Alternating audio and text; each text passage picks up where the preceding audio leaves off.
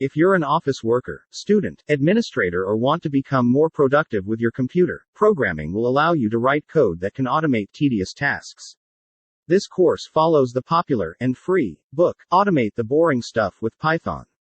Automate the Boring Stuff with Python was written for people who want to get up to speed writing small programs that do practical tasks as soon as possible.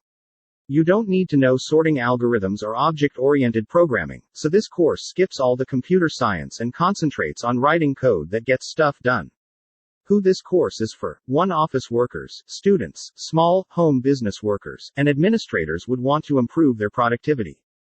2. Aspiring software engineers who want to add skills to their programming toolbelt. 3. Computer users who have heard the "learn to code" message but want practical reasons to learn to program.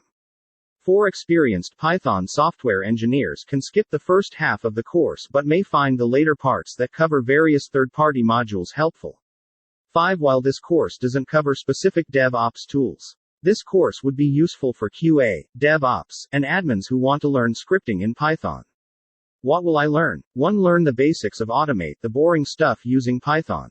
And the requirements for this course are: 1. No programming experience is required. 2. Downloading and installing Python is covered at the start of the course.